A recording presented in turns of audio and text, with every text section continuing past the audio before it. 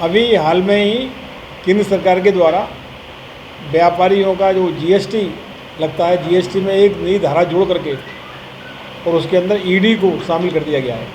PMLA जो act है, उस एक्ट के अंदर जैसे मनी शोधन लॉन्ड्रिंग एक्ट कहते हैं, मतलब जिसके अंदर जो ईडी अपना ईडी को पावर दी गई है कि वो उसके अंदर कार्रवाई कर सकती है।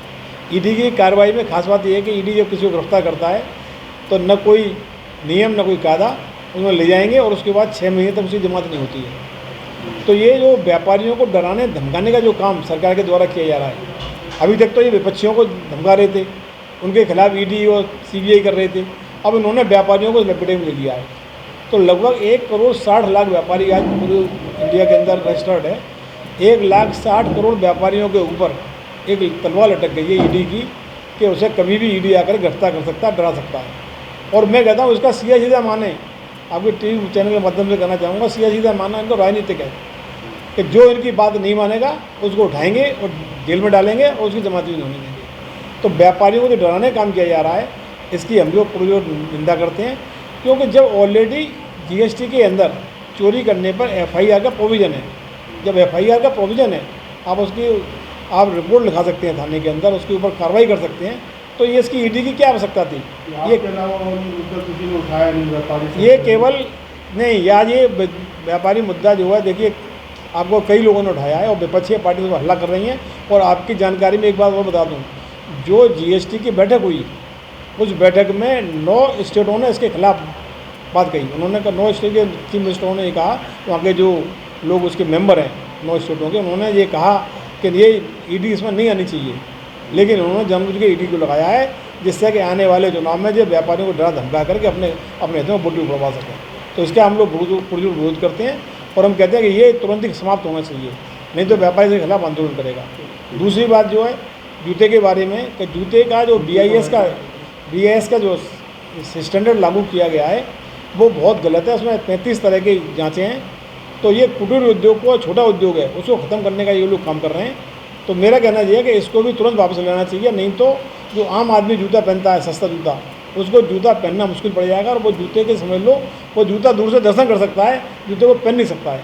तो हम उसका ही विरोध करते हैं। और जी, सर्वप्रथम मैं राष्ट्रीय व्यापारी पार्टी जो है, इसको धन्यवाद कहना चाहूँगा कि इन्होंने खुद मुझे फ़ोन करके बोला कि हम आपके साथ हैं।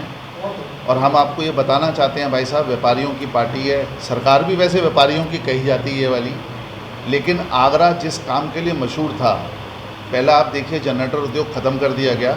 अब ये दूसरा जो कुठारा खाता है, ये हमारे ऊपर है। आप विश्वास मानिए, बोलने की बात नहीं है।